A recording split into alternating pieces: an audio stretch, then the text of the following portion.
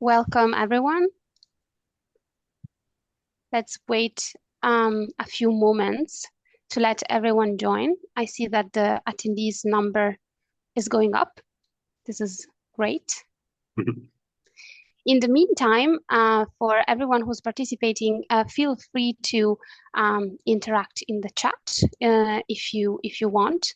The idea is that we have a separate chat for interactions and even networking. You can send each other links and papers, I believe, and we use the Q&A section if you want to ask questions. And we will try to answer as best as we can in writing and also take some questions orally at the end for the panelists to reply to.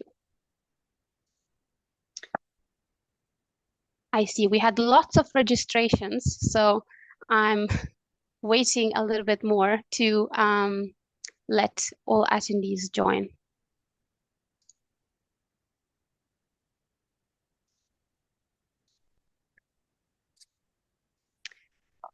Maybe I can already ask someone from my team to post a few links in the chat section, because as you know, we are organizing this webinar this week, and that's not random, that's absolutely on purpose, because this Saturday is International Repair Day.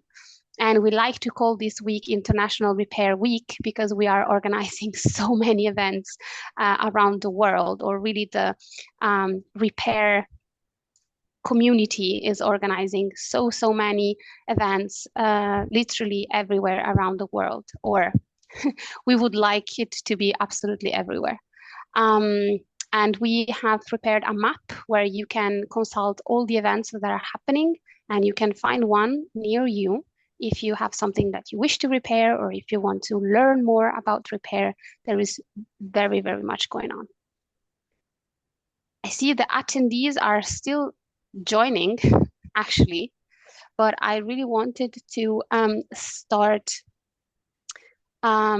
sharply. So I'm just gonna start with a few housekeeping rules and a little intro from my side so that we don't lose any time.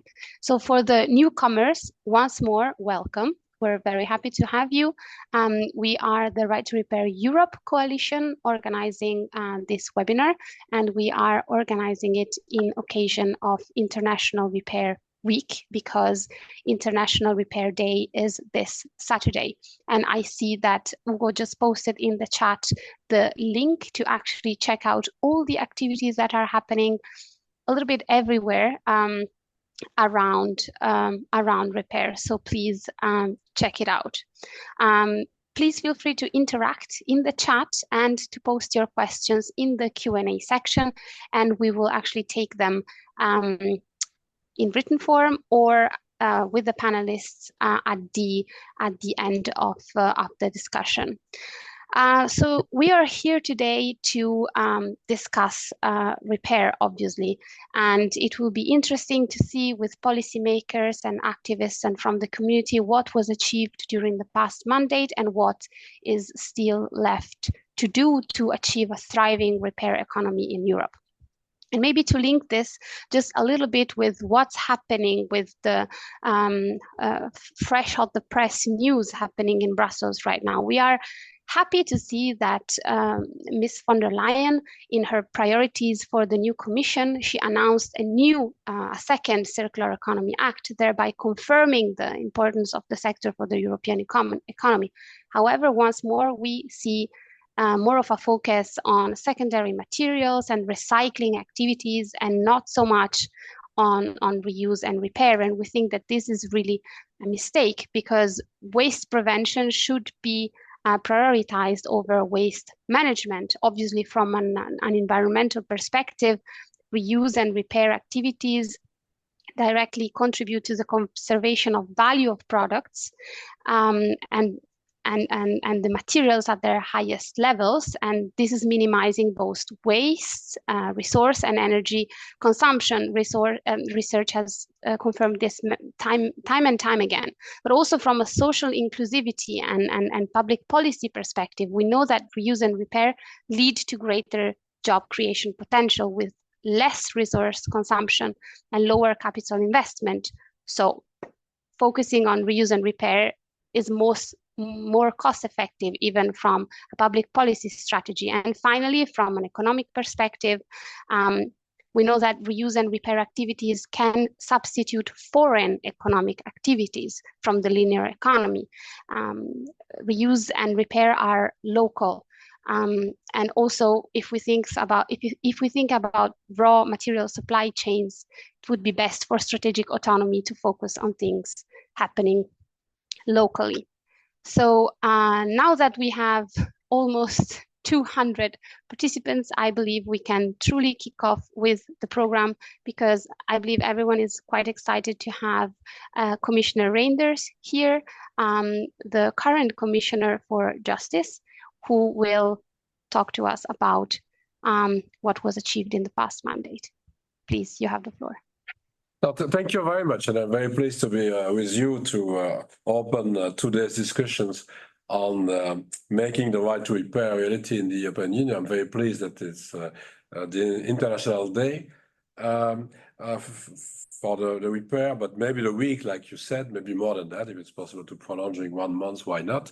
And I'm very pleased to be with a coalition dedicated to the right to repair. So it's fine, because when I presented the proposal for the directive promoting the repair of goods is back to March 2023, I highlighted that a right to repair cannot be achieved by a single piece of legislation. It was not just with such a proposal that it was possible to do that. It was a lot of different kind of pieces of legislation. So we need a holistic policy where our products are first designed to last.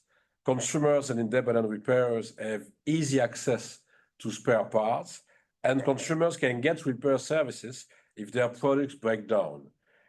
To achieve this, important legislation was adopted in recent years. First, of course, the regulation on eco-design for sustainable products set out a framework for future repairability requirements for manufacturers. Second, the directive on empowering consumers for the green transition ensures that consumers are provided with better and more harmonized information at the point of sale on the durability and repairability of goods, as well as on consumers' legal guarantee rights.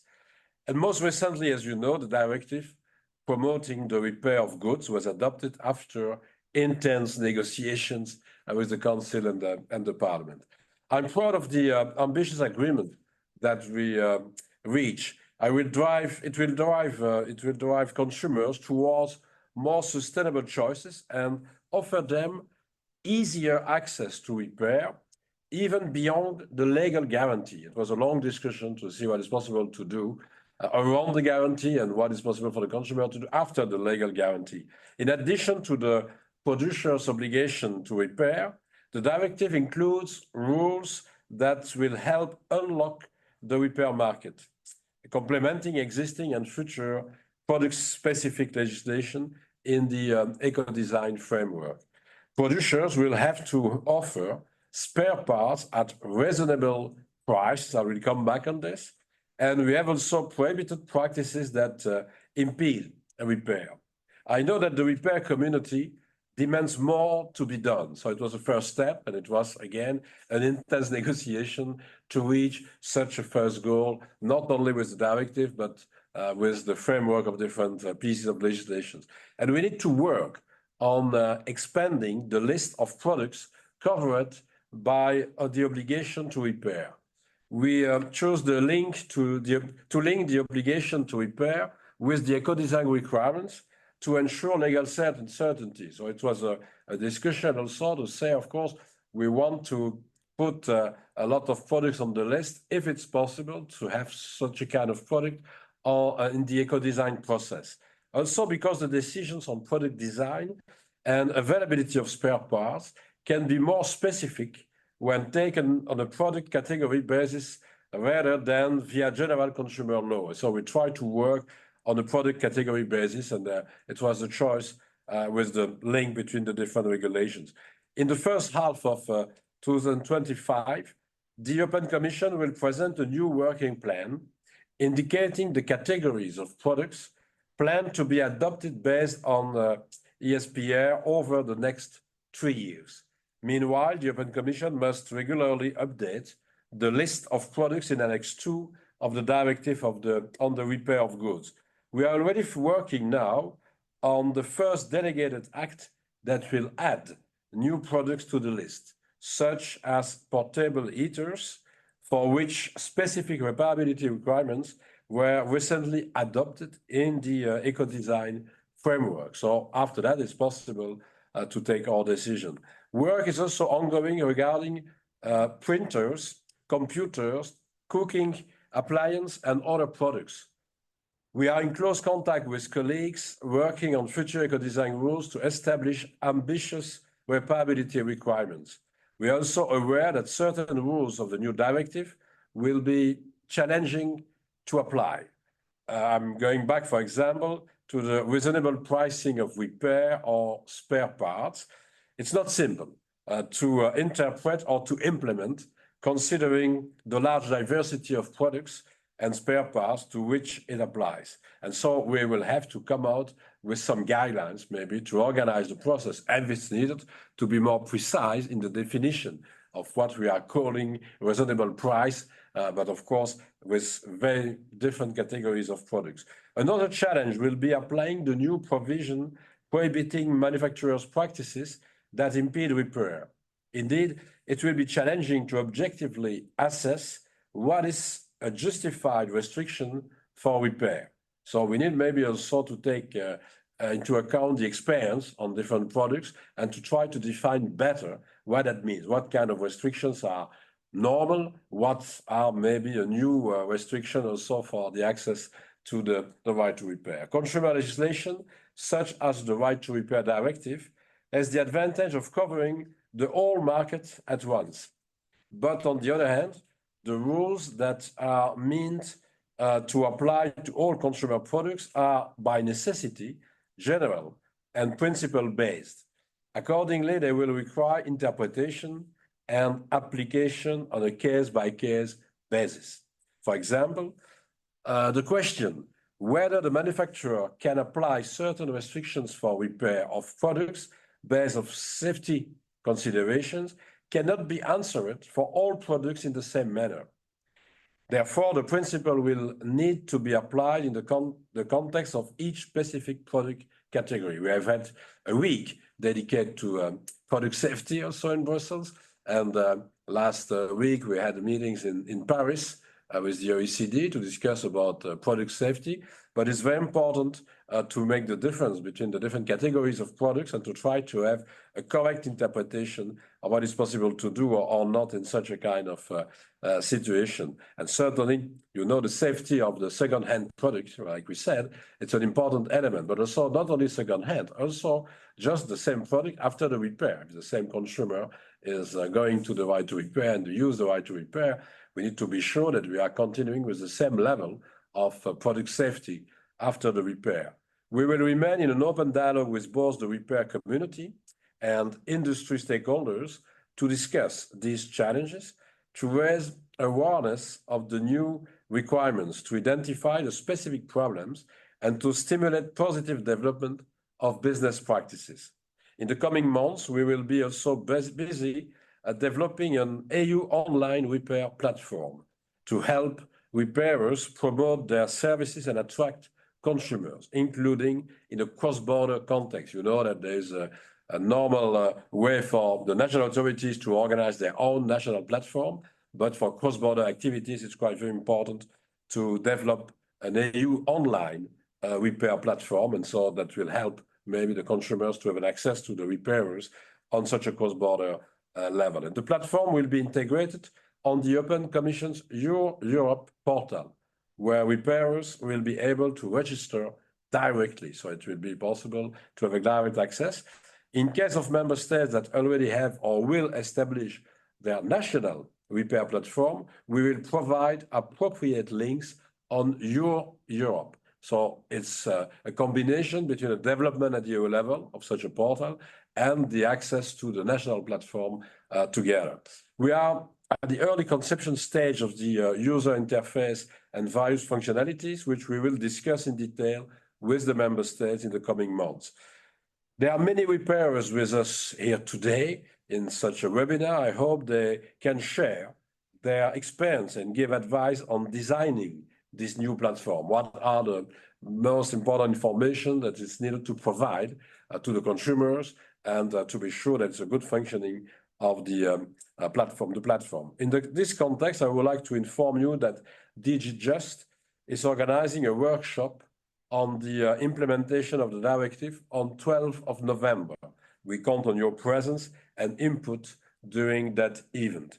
I want just to add that I was speaking about the second-hand market, because it's also possible to put different products on second-hand market. We are very concerned by the level of product safety on the second-hand market, but we are also concerned about the prices.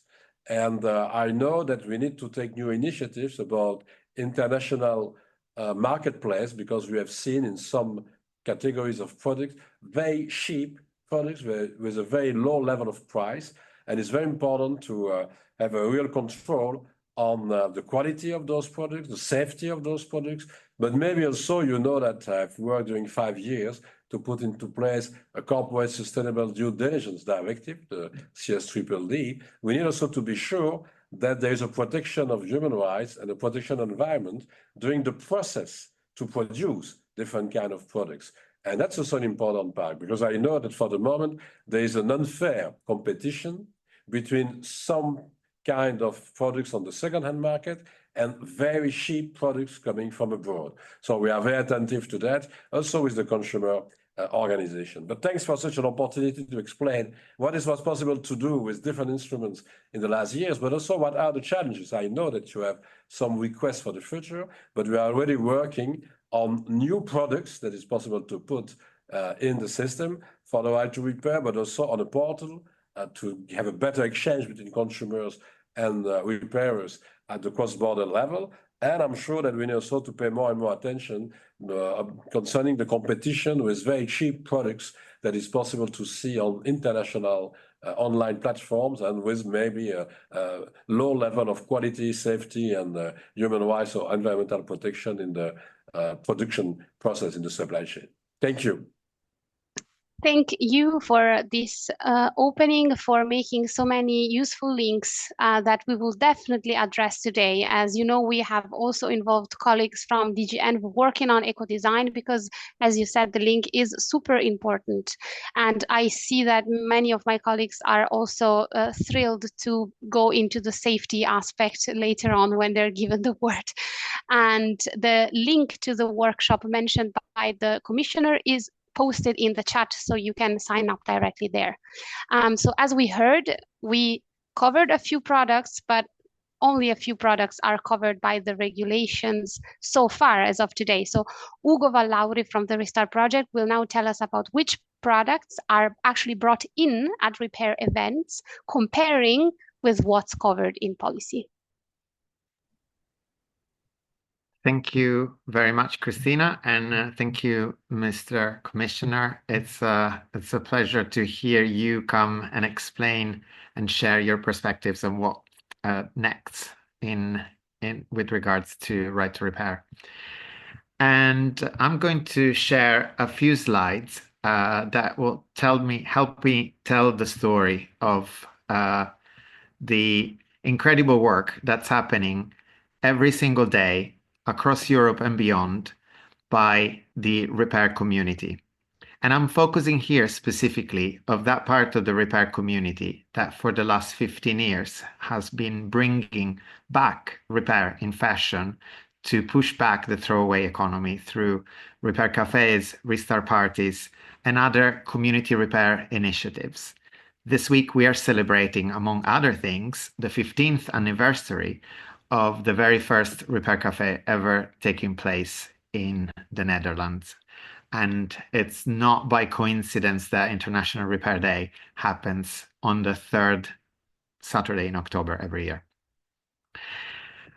We, as an organization, started Restart because we wanted repair to come back and to be a source of inspiration to everyone. Every community repair activity is proof that repair is joyful, is possible, and should be preferable by everyone. When we, together with fellow partners, started the European Right to Repair campaign, we wanted this message to be at the core.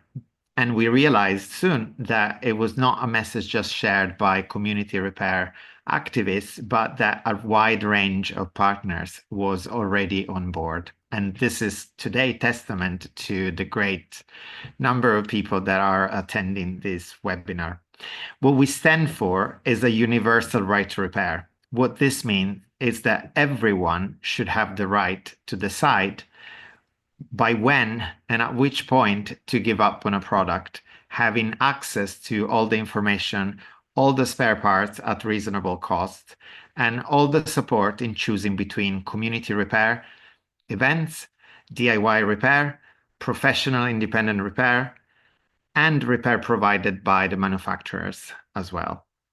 That's the system we are envisioning for a future where at the heart is prevention of unnecessary waste at all levels.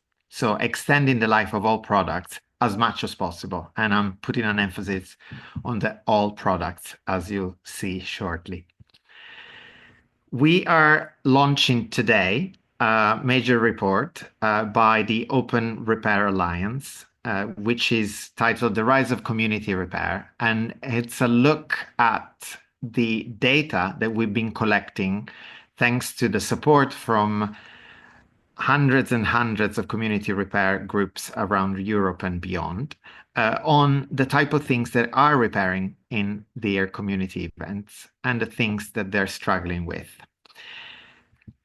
The Open Repair Alliance is a coalition of community repair networks started by Repair Cafe Foundation, Anstiftung, Restart Project, Fixit Clinic, and with technical support from iFixit that has developed over the years an open repair data standard to help collect, aggregate, and release openly repair information about repair faults and challenges and successes. And everyone can download this data from openrepair.org, as well as the report that we're presenting today.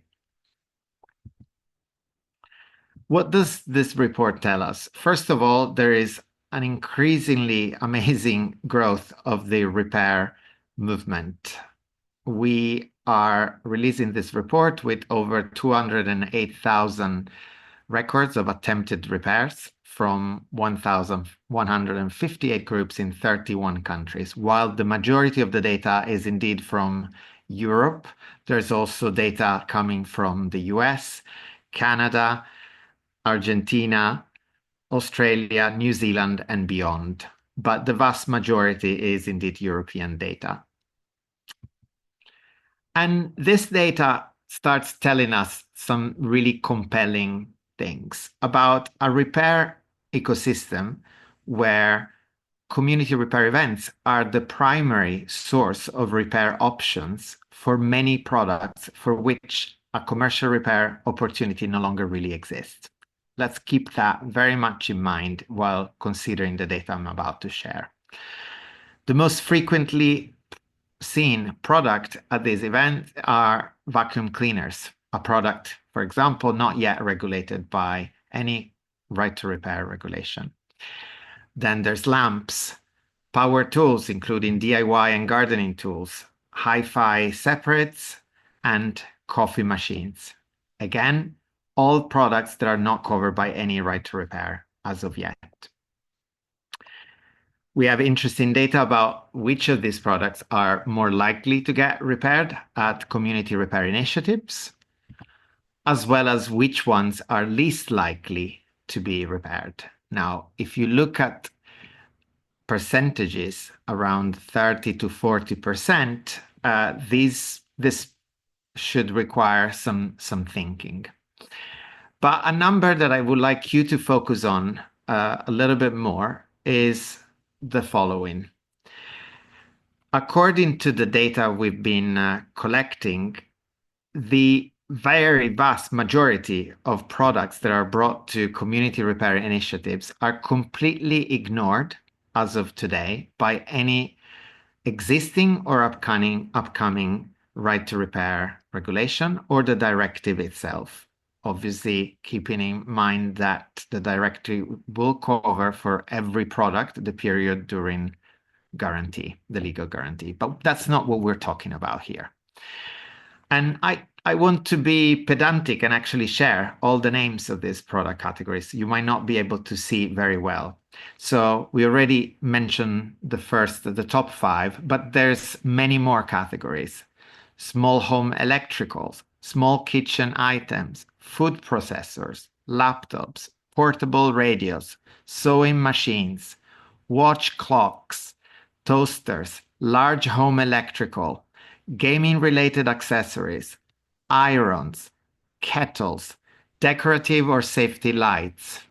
Mobiles, yes, covered from next year. Printer scanners, toys, hair and beauty items, battery chargers, adapters, hi-fi integrated. Tablets, yes, to be covered from 2025. Headphones, hair dryers, handheld entertainment devices, fans, flat screens, yes, covered. Desktop computers, PC accessories, paper shredders, digital compact cameras, aircon and dehumidifiers, projectors, musical instruments, games consoles, video cameras and digital cameras, and other miscellaneous. So what we want to be very, very clear is that clearly the right to repair directive and the regulations on eco-design that already exist are an important step. But if we look at the size of the issue, we should really look at what products people are struggling to get repaired everywhere. And often they can't find a commercial repair business, probably because it's become impossible to keep this viable thanks to the lack of any real repairability of these products. And so if 96% of products are not covered, this is a real issue. I want to share one other piece of information that hopefully should help us think more holistically about repair.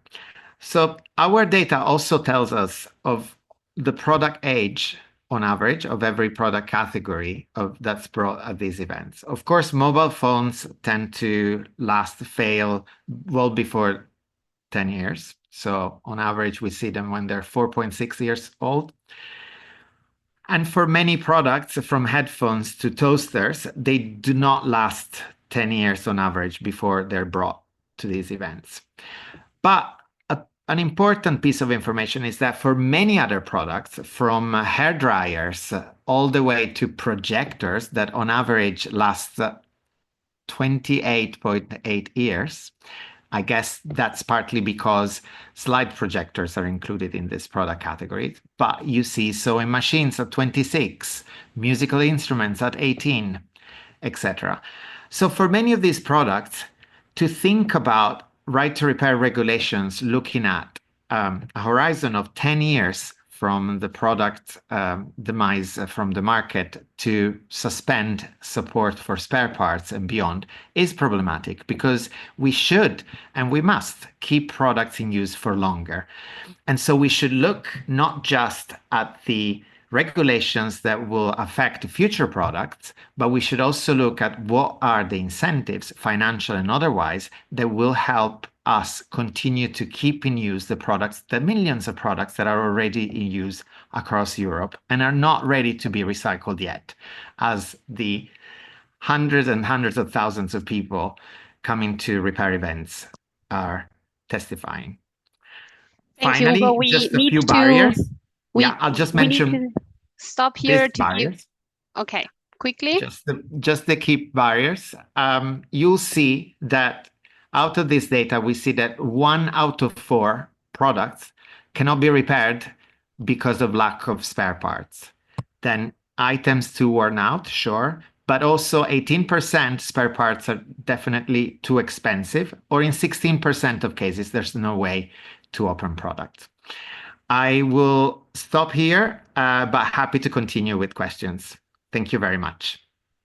Thank you very much, Ugo. We know how passionate you are, just like the rest of the repair community, and there is so much information, so much gold to be found in the Aura report that we have shared in the chat and that we will keep sharing, keep pushing, so you will find it everywhere. So now that we have heard how many products are not covered, and now that we know that the solution for this is Ecodesign, let us hear from someone who is actively working on Ecodesign, Mr. Sitarts from DGN. Please, you have the floor. Good morning, and thank you, Cristina. So many thanks for your very interesting presentations and the opportunity to exchange here with you. My name is Wojtek Sitarz, and I am working at the Commission in DG Environment in the unit that is working on the Ecodesign for Sustainable Products regulation. So maybe to start, repair as a strategy for product lifetime extension is an important element of the transition towards a more circular economy. And it's not something completely new because, as you know, and as you mentioned, first repairability requirements were introduced for some selected product groups that were included in the last Ecodesign and energy labeling working plan for 2022-2024. And now we have a new framework with ESPR that actually should allow us to address some of the issues that you were highlighting previously. So the new Ecodesign for Sustainable Products regulation, the ESPR, it entered into force on the 18th of July 2024, and it actually allows to set as its predecessor performance and information requirements for products with the aim of making them sustainable. One of the differences between ESPR and its predecessor, the Ecodesign Directive, is that now requirements can also be adopted for several product groups at once. It's what we call the so-called horizontal measures. Now, coming to repairability. Repairability is one of the product aspects which is covered by ESPR. It's mentioned in Article 5. And there's also an explicit mention highlighting the potential of repairability for a possible horizontal requirement. That's in recital 15. And on a repairability score, it's also mentioned as a possible information requirement in the ESPR legal text in Article 7, paragraph 2. And there's also an explicit mention highlighting the importance of a repairability score for consumer information in recital 30. So to reply to your question, because that's the most interesting thing for everybody here. So based on those legal requirements in ESPR, and also based on the results of the in-depth study on ESPR priorities that was carried out by GRC, and the feedback received from various stakeholders in the open public consultation on ESPR priorities, a horizontal measure on product repairability that would also include a repairability scoring system. It's an item that's being seriously considered to be included in the first ESPR working plan. The GRC has, the Joint Research Center of the Commission has already done quite some work on those topics. There was a product relevance scoping study for a repairability scoring system that should be published soon, and a draft had already been shared in June with members of the Ecodesign and Energy Labeling Consultation Forum. So yes, of course, the ESPR working plan is still being discussed within the Commission, and it will have to be discussed with members of the Ecodesign Forum. So until it has been adopted, it is not clear, not 100% clear what will be in it. And it's not my decision. It will be the decision of the new Commission. So we have to be patient for now. But a horizontal measure on repairability, it's something that we are currently considering. In the meantime, I think it's also interesting. There are several product groups from the previous working plan where work is currently ongoing under the new ESPR framework, for instance, for electronic displays or electric vehicle chargers, also household washing machines, household dishwashers, non-household laundry appliances, and non-household dishwashers, where it would be also good to have you involved in this product-specific preparatory work. I'm sure you already are involved. And maybe just before I finish, a quick mention, because vacuum cleaners were the product group that Ugo mentioned. So on vacuum cleaners, the current Ecodesign measure is under revision. And so the impact assessment includes an analysis of possible repairability requirements. So there, again, I'm sure you are already involved in this process, but yes, it's good to have you involved. Many thanks. Okay, thank you. Thank you very much. So I noted that you are seriously considering a horizontal repairability requirements. Will you seriously look at the ORA report to look at all the products that people want to repair and for how long? Of course, those are elements that we will include in the decision-making process. As I said, we have to be patient. It's not something that I will decide, but there's a whole process to it. So yeah, we have to be patient. So it's a yes with patience, but yes, we take that. We like that.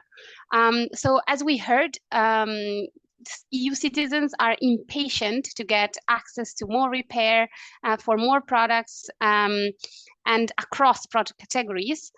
So let's now hear from the business side as well, because we have a representative from a company that will tell us also a little bit about the business side working in the repair ecosystem. So from your perspective, what are we missing still to achieve a thriving repair economy, Thomas?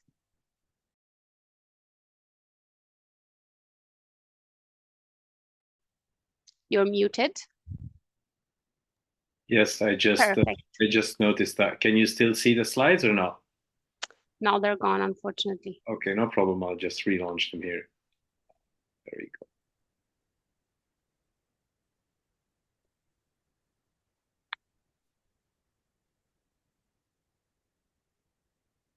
Are we good now? Yeah. Now we can see it from the presenter mode. Okay, just a second.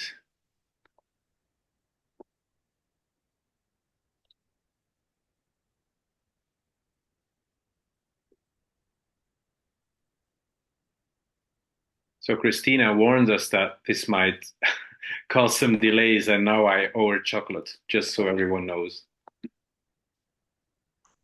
Let me just see if I can get it to share now.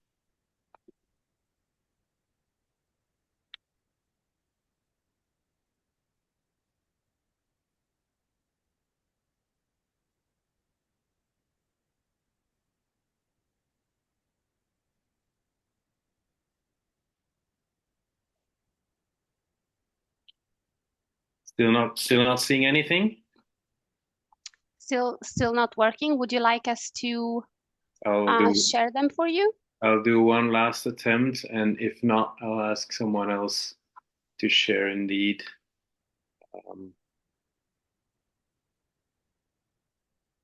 I'll do one last attempt from another screen.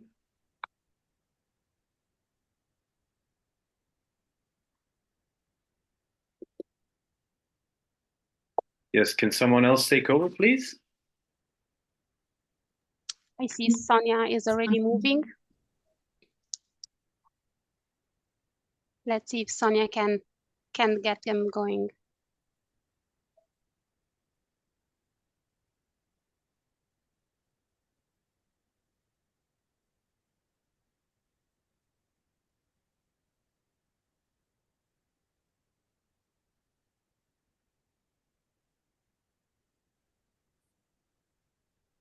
You just need to go for, Okay. yes, perfect. Thank you. Okay, sorry about that delay. Okay, so before indeed I go into an evaluation of the right to repair regulations that have recently been enacted, let me indeed please allow me to say a few words about iFixit, the company that I work for. Next slide, please, Sonia. So iFixit is a global online community where people help each other repair all kinds of stuff. We do this through online step-by-step repair guides. We have 112,000 of those online at this point. We support that through the sales of spare parts and tools which are specialized for repair of electronic appliances. And we are also active in advocating for a right to repair, and we are one of the founding members of the European Right to Repair Coalition. Next slide, please, Sonia. So you might think that that work is then done, as we now have several pieces of right to repair legislation enacted in Europe. However, things are not that simple. We've actually done an in-depth analysis of the current situation, and you can find a white paper on that in the resources section of our website. We can also share the link in the chat. So this is a pre-release of a report that we will officially release on the 5th of November, where we take stock of what has happened, what has been achieved, but also what has not been achieved, what is missing, and what we would really need for an actual right to repair. And so, as Ugo Vallauri already highlighted, there is a serious issue of scope if 96% of products aren't covered, but I would like to talk about ambition. So I would like to talk about those products that are covered by these regulations and what is still missing there. And there's different elements that one could go into, but for today, I would like to discuss spare parts prices, which is a key barrier to products being repaired. Next slide, please, Sonia.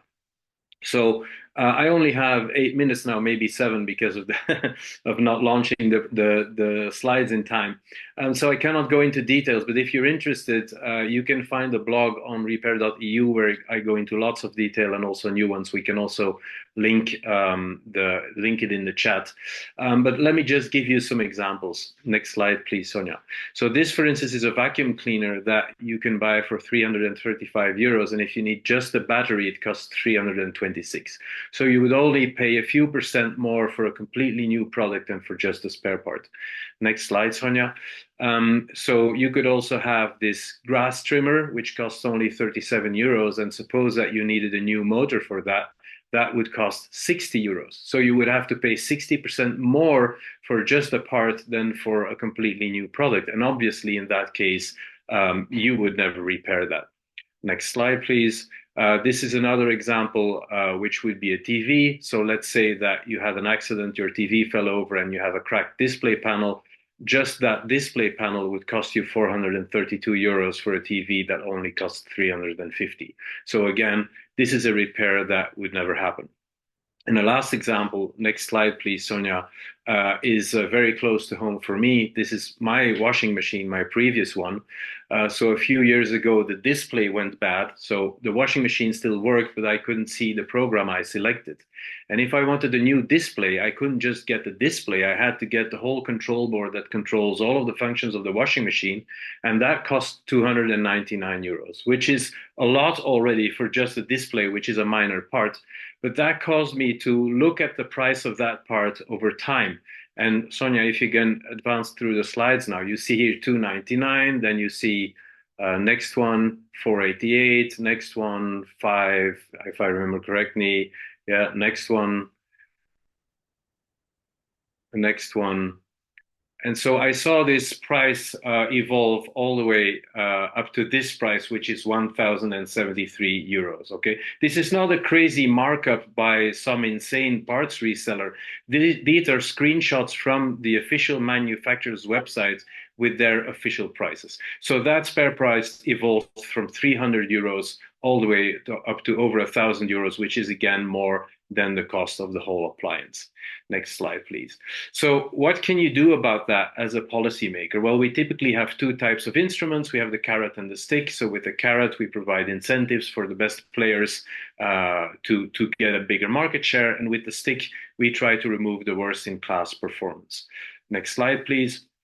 So if we look at the stick, if we look at the regulation, we do have indeed, as Commissioner Reynders already mentioned, we have a mention of a reasonable price in both the batteries directive and the common rules to promote the repair of goods. But as the Commissioner mentioned, it's very hard to enact because we don't have a definition of what a reasonable price is. So at this point, as a consumer, if you wanted to enact your right to repair, you would have to take a manufacturer to court and argue there before a judge about what a reasonable price is, which is obviously not a feasible option for any consumer. So without a definition, this is dead letter.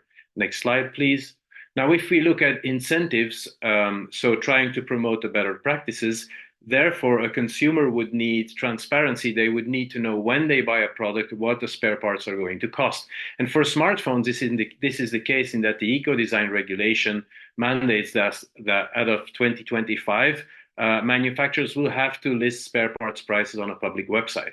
But again, these prices are indicative. So there is no regulation, no requirement for a manufacturer to actually stick to the prices that they might declare. So now if you look back at the washing machine example, a part could increase from 300 to over 1,000 euros over a few years' time. So you could buy a product now thinking that parts could be cheap, and then when you actually need a part, it could be very expensive. Next slide, please. And the same problem is the case with the repair score. So in France, we have at this point an indice de réparabilité, which is mandatory for smartphones, and which will be replaced in the summer of 2025 by a European repair index when that comes into force. And the problem is that the French indice de réparabilité takes spare parts prices into account, but the European index doesn't. Next slide, please. So why is this a problem? This is a problem because price is indeed a key barrier, as I've explained with the examples. It is also one of the most differentiating criteria in the French indice de réparabilité. You will not find a washing machine with a score below 5. They're all between 5 and 10 because they all score 10 out of 10 for the tools that you need. But when you look at the prices, you have scores from 2.5 out of 10 to 10 out of 10. For TVs, you have price scores from 0 to 7.5. So it is the criterion that the consumer can use to differentiate between products. And we know from surveys that 88% of the consumers expect if they buy a product with a good score that the repair will be affordable. So if we don't enact this, we risk to completely lose the consumer trust because they could buy a product with a good score only to find out a few years later when it needs repair that it is totally impossible to repair it economically. So therefore, what do we ask? We ask that the Commission doesn't take for granted the volatility of the price part of the spare parts prices as inevitable, as something that we have to accept and we cannot deal with, we cannot do anything about. We want this to be studied and really investigated. How do these prices, how are they determined? We are asking for specific criteria or guidelines for what it means. If a price is reasonable, is it 10% or 100 or 160%? We ask for spare parts to be included in the repair score, and we ask for requirements for spare parts price stability. If there are any manufacturers in the audience that would be amenable to something that they think can actually commit to keeping spare parts stable over time, we would encourage them to reach out to us. We will be producing a white paper on this in the next few months, and we are looking for people to support us in the endeavor. I'll keep it at that, but I'm happy, of course, to go into comments or questions. Thank you very much, Thomas. Everyone is eager to have your slides, and we will share them. And if you are into outrageous spare part prices, we have a whole blog post about them. You can really dig into them. We have lots of material. So now we have a few clear questions for Ms. Preziosi from DigiJust. So what about this reasonable price? What can we do about it? Can public authorities do something about these abusive prices on the basis of the directive, maybe member states? And the commissioner mentioned guidelines. Is this a taken decision? Can we imagine a timeline? Yes, thank you, Cristina. Many questions, little time. So maybe let's start from this big elephant in the room and the reasonable price. Well, thank you for sharing all of this information and the slides, Thomas. And just maybe to correct the earlier presentation, vacuum cleaners are covered by the right to repair legislation, and with the review, they are in the annex. They are in the annex to the directive. Now it's true that there are limited provision on availability of spare parts in the existing legislation, but now with the review that Wojtek was mentioning, probably somewhere in one of the future delegated acts, they will be fully added and they will be covered. But I see Ugo raise his hand. We actually checked this, and we looked into it in depth, and they will eventually be covered, but they are not covered as of now. And as they are the number one product type that people want to repair, and people ask us very concrete questions: can I repair it now? Can I repair it in 5 years? No. When will they be able to repair it? Do we have an answer there? Well, if all goes well, and indeed the revised version is published somewhere, hopefully next year, then we will be able to add it to the annex probably in 2 years. But of course, this remains to be seen how fast this can be adopted. So if to answer the question concretely, new models as of 2027, Exactly. if everything Probably. goes right. So we cannot say Yes. that they are covered now. No, but I mean that the legislation is already in the annex, which means that other provisions, such as, for example, a prohibition of practices impeding repair, will very well apply to the vacuum cleaners. So, and the requirements in general, indeed, of spare parts, this will have a limited application, but to say that they are not covered, this is legally incorrect. So just to make sure that we are on the same side. Now, coming back to the reasonable pricing, this is also something that Commissioner Reynders mentioned. Indeed, it's not easy to provide a definition. And it's not easy to provide a definition because what is reasonable will mean something else for different categories of products and for different spare parts.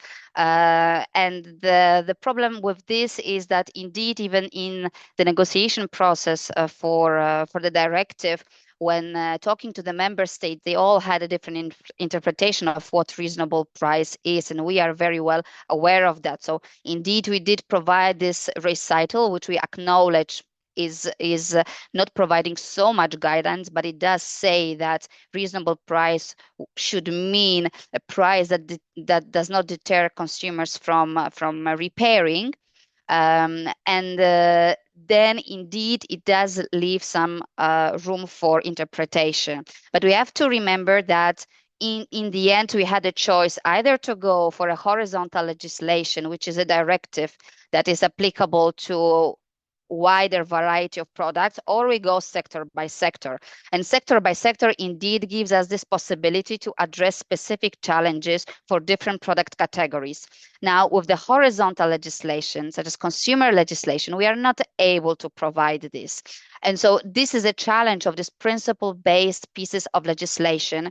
And just to tell you, I mean, this is something that is very common, such general terms. Just to give an example of the directive on the sales of goods, we have a concept of the legal guarantee where we keep on talking about reasonable expectations of consumers. And one could say as well, what does it mean, reasonable expectation? This is also a term that is very vague and we have no definition of this, but yet member states apply it and the courts apply it. So with time, we hope that also this will become clearer, but we do acknowledge that there is a lot of ambiguity there. Now, you asked about what member states can do about it. So first of all, indeed, we are now just in the time where the member states have to transpose the directive. And there they have certain flexibility. So they are allowed to give some more clarity of what reasonableness will mean.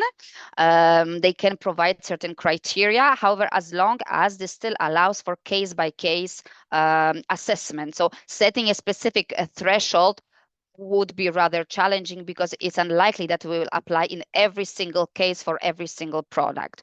Now, also another thing, because indeed there was a lot of mentioning of very high prices of repair, and indeed this is a fact.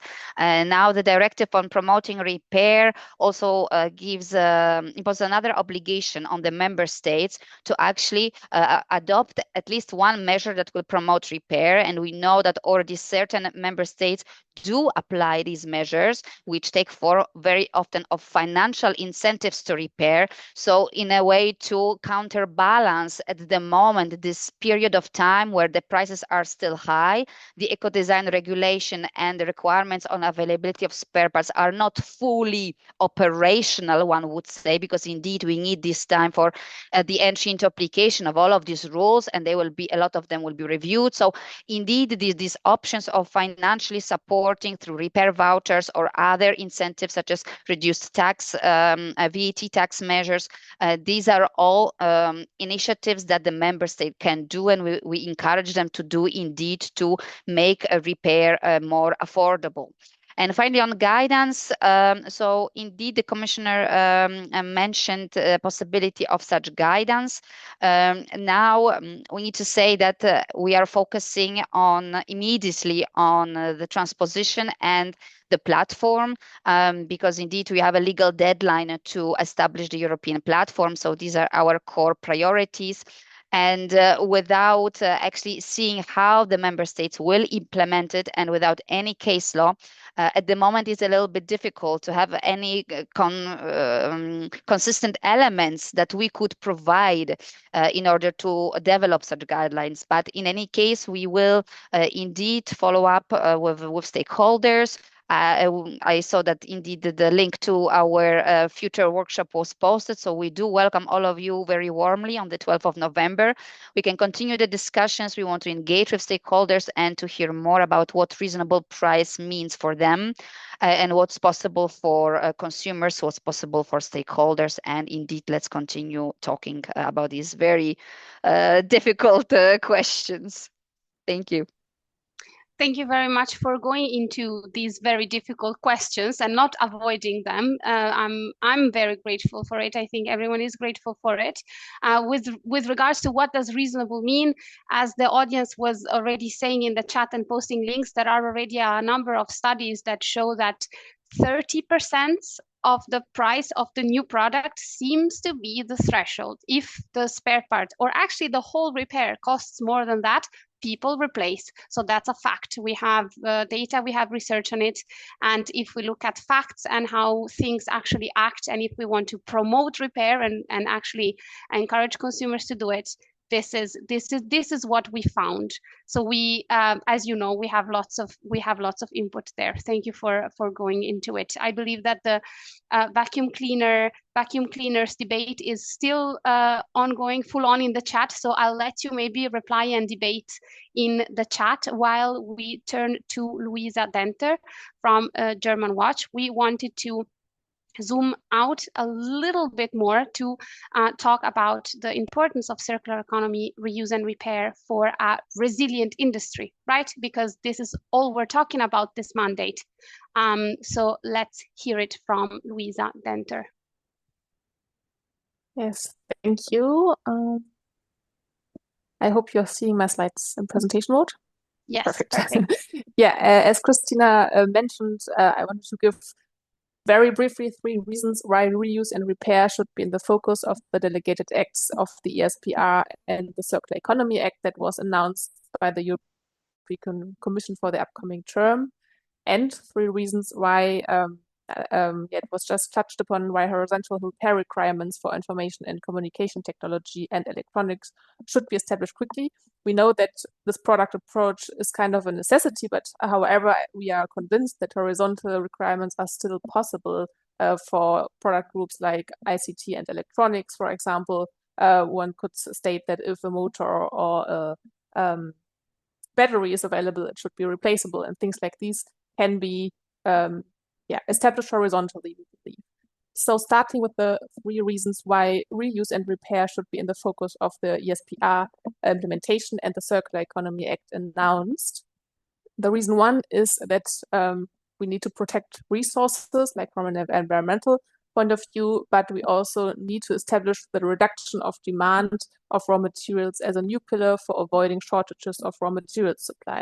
Because as we see, lithium is always taken as the example because nice graphs exist as in this case, but it's not only the case for lithium, but also for other raw materials that the Commission categorized as strategic, that the demand will grow much more than supply will grow. And even if we consider that recycling will increase. So in this graph, the bars in yellow are recycling, and here the graph is showing how demand is growing, and we see that there's still a huge gap that we need to close, and therefore we need a waste prevention and preparing for reuse as additional strategies to make sure that supply and demand come closer together.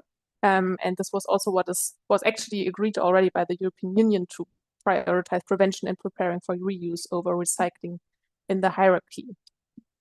The second reason is that by putting reuse and repair into the focus of circular economy policies and the ESPR, we also unlock potentials of new and circular businesses. And we also unlock the potential to scale businesses such as refurbishment and remanufacturing processes up, which is currently very, very heavily based on manual dismantling, etc.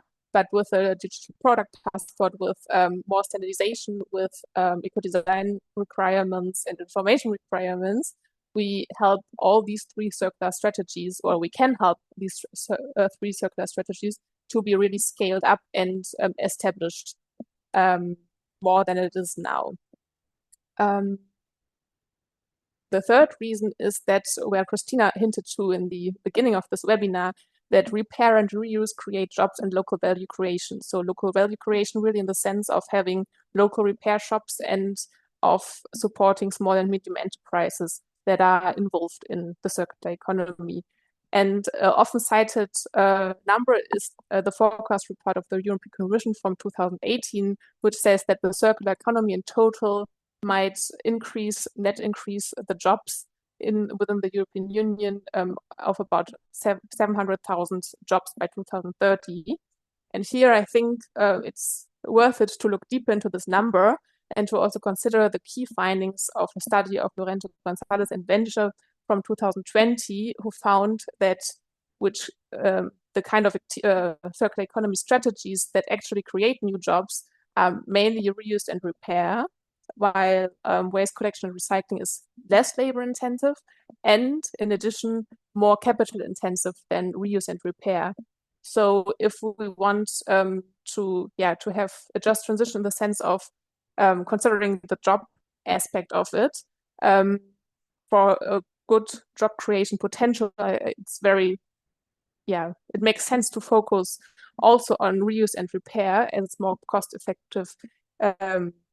Yes, this doesn't mean that we don't need any capital for repair and reuse, but it means that the capital we put in for repair and reuse is likely to have a greater output job-wise than if we only focus on waste collection and recycling, as it is currently at least announced for the Circular Economy Act, for example. Now, very quickly, why we think that it's necessary to quickly establish horizontal requirements, including repair requirements for ICT and electronic products. The first reason is it's like these products are very important to keep strategic raw materials as defined by the European Union in the loop, because in these products, most of the strategic raw materials are included, and also many of them, these are those that are colored red, have recycling rates of below 5% and mostly even below 1%.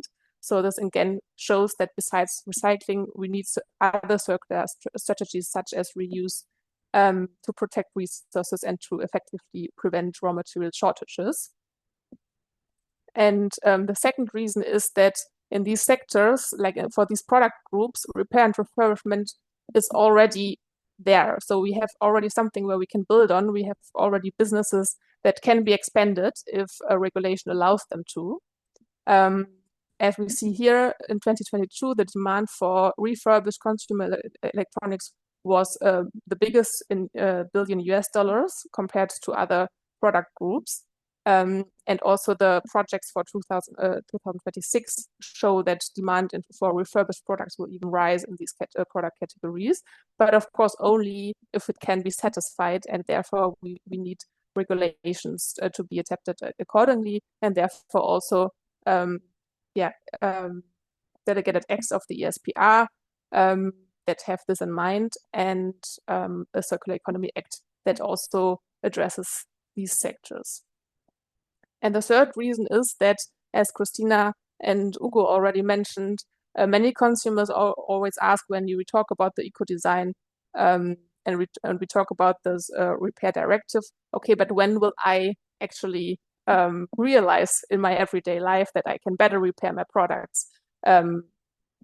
And here I think it's very vital, because ICT and electronics, I think this is the product category where most consumers already realized and already had in their everyday life the case where they realize, okay, there is a huge barrier to repair, I can't repair a product.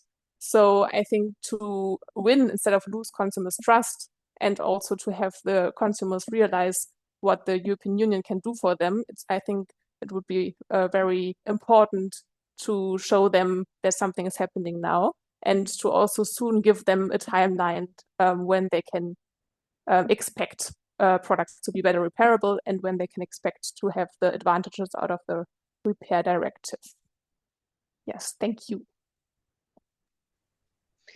Thank you very much, Luisa, for also bringing the debate back to these debates on raw material supplies and job creation and reindustrialization of Europe, which are so present right now at very high level at the European Commission. And apologies to our policymakers for being so harsh, but this is what is coming from the public. And if you don't believe me, just look in the chat, just look in the Q&A. And we have selected a few questions for both Mr. Sittard and Ms. Preziosi. Maybe let's start with, I'm gonna merge the first two. So we have someone asking Mr. Sittard specifically, do you have any information on how the price of spare parts will be included in repairability criteria at European level?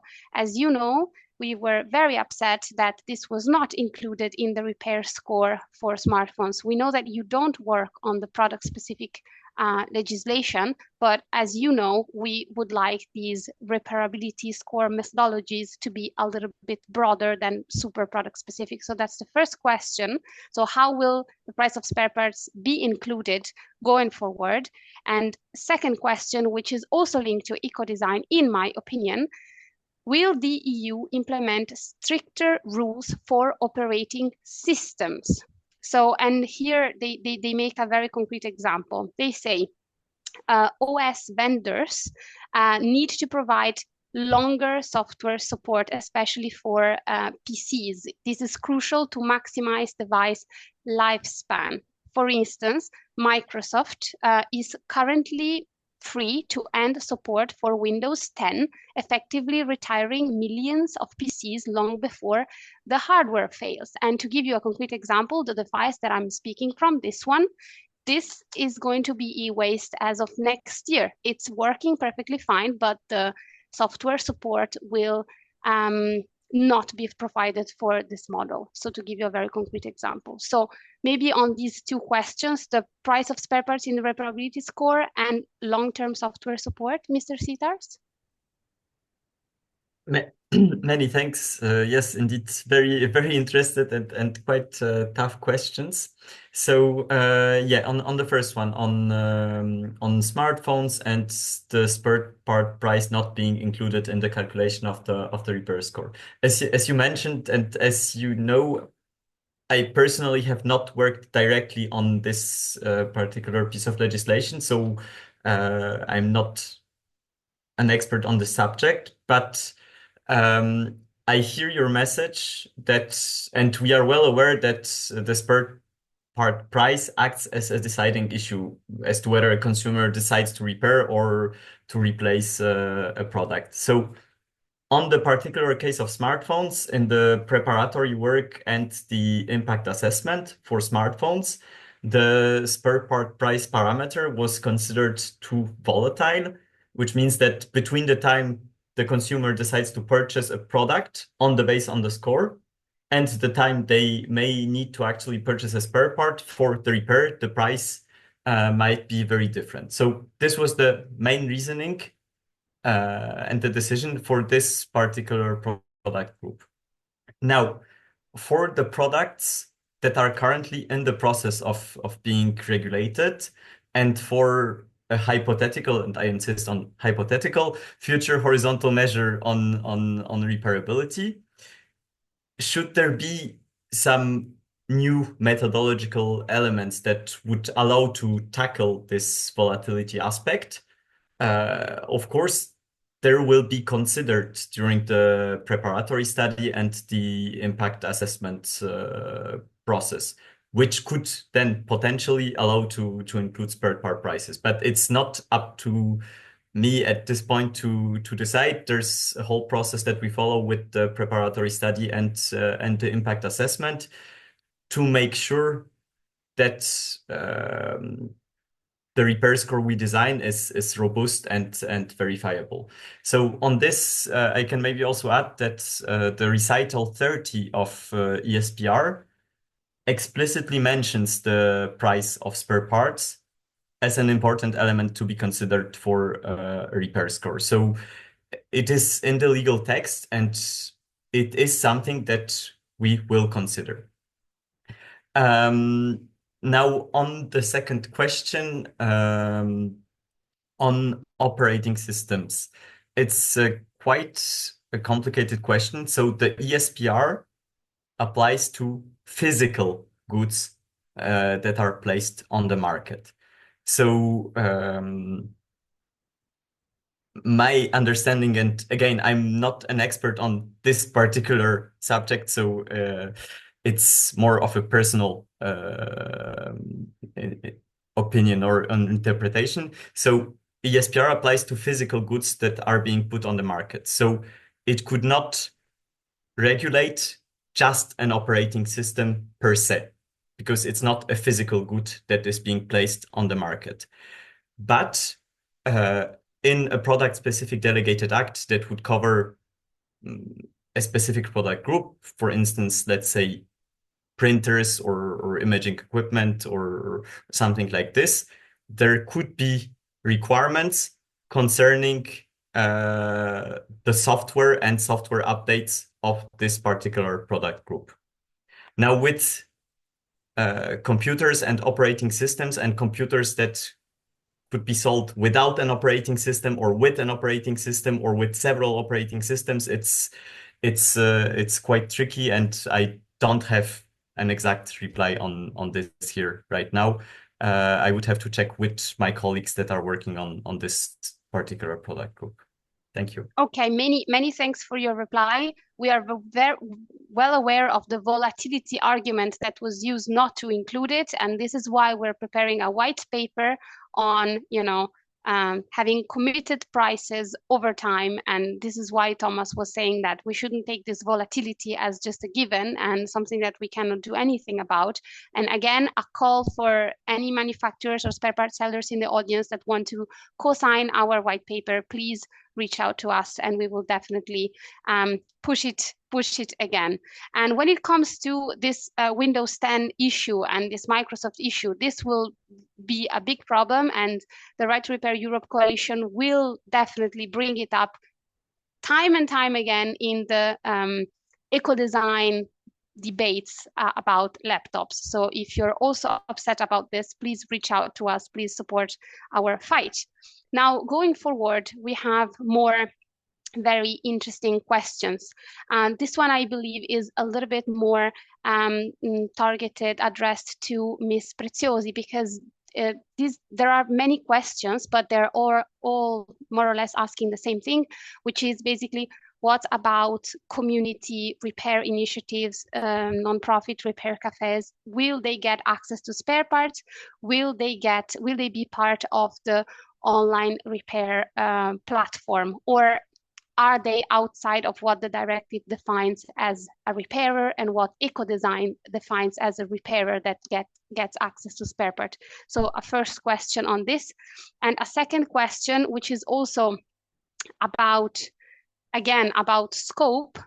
Someone is saying this legislation is great, but this only targets consumers, when it is common knowledge that consumers' ICT spending is only 28% of the global spending on the sector. So what about including the B2B markets, and particularly data center and network ones, such as net servers, storage, and routers? So the B2B sector. What about the industrial and B2B right to repair? Maybe Ms. Preziosi wants to start? Yes, sure. So on the definition of repair cafes and their inclusion, so indeed here we are in a little bit of a difficult situation, because when it comes to the access to spare parts, as you know, the directive on promoting repair does not really regulate this. We do refer to the Ecodesign. So if the repair cafes can be considered as professional repairs under the Ecodesign, then they have a right to spare parts. If they are not considered, then they don't. Now, with regards to the platform, here we had difficult discussions with the member states. And so the agreement that was reached is that if the member states want, they can allow to register repair cafes on the repair platform. So they still have some time to make their final decisions on who will be able to join, what will be the access conditions, because some member states may want to impose certain professional requirements. And then if that's the case, and then repair cafes do not meet these requirements, they will not be able to register. So here we are fully in the hands of the member states, and they have the basis on the basis of the directive to say, yes, we want repair cafes included, and if this is their choice, they will be included on the platform. So your role probably more is to indeed lobby with the national governments to make this a reality. Now on the B2B aspect, so maybe a little bit of the background. Of course, it is true that we have a lot of waste that is produced by businesses, and maybe two kind of more procedural sort of comments there, why this is not being regulated. So as you know, the Commission, whenever we want to come up with any proposal, we need to provide a very detailed impact assessment. And since there was quite of a deadline on us to produce the directive, as you know, and also to successfully negotiate it before the end of the last parliamentary term, we had to have all the data at hand, and the data on the B2B market was not there. So this is one of the reasons why we kept the scope on the consumers. Also, another aspect is that our approach and the reason to regulate this matter was from the perspective of consumer, because we were analyzing basically in our studies why consumers don't want to repair their goods, and the reasons why businesses decide to change the devices they have are completely different than consumers. And so there we would need to have a little bit of a different approach. What are these reasons, and to what extent we can regulate it? Now, on the positive side, the Ecodesign requirements apply per product. So all the rules on availability of spare parts to professional repairers will benefit both businesses that want to repair and the consumer. So here we have no difference. But indeed, at the moment, our directive is limited to consumers. I will also be honest with you. If you look at the review clause that is in our directive, it's pretty impressive. So I am not sure to what extent we will be able also to look at the B2B aspects and possible extension of the scope. But we are aware of this, and if you have data, I think also colleagues from different DGs are working on it, looking into it. So progressively, hopefully with time, we will have a bit more information on that. And actually, if I can also add, because the issue of updates was mentioned. So it's true that we have certain requirements on availability of updates for eco-design products that are being developed right now. But I also want to mention that we also have a consumer angle there. So now we have update obligations that are there on the basis of the Sales of Goods Directive and Digital Content Directive. We are aware because we are already receiving a lot of complaints, concerns about the application of these directives, because indeed, in principle, if you as a consumer, you buy a computer and then you purchase separately an operating system and you install it, there is a legal guarantee on this operating system. Now, if this operating system is supposed to be supplied continuously, in principle, the updates should be provided as long as the contract provides.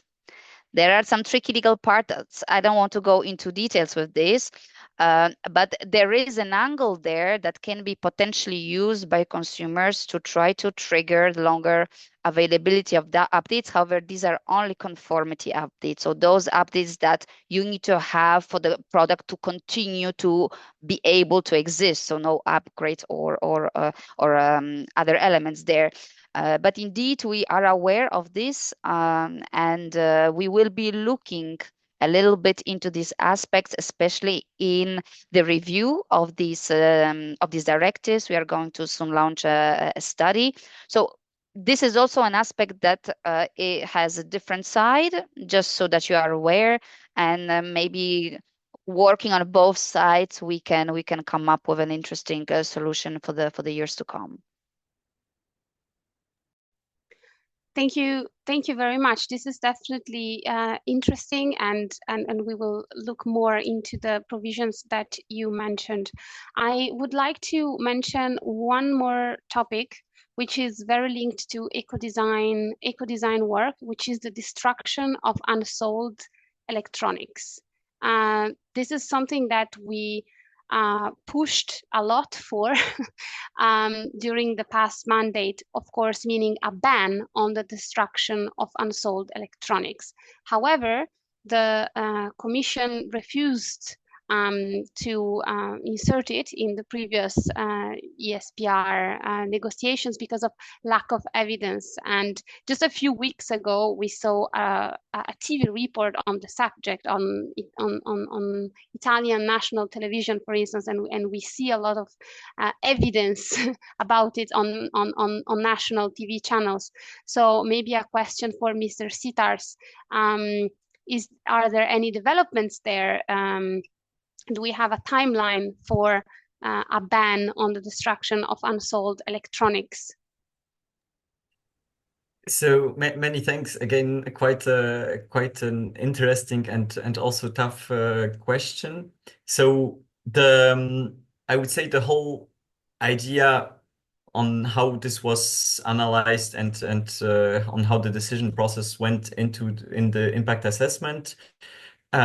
So we were lacking data on which products are destroyed and in which numbers.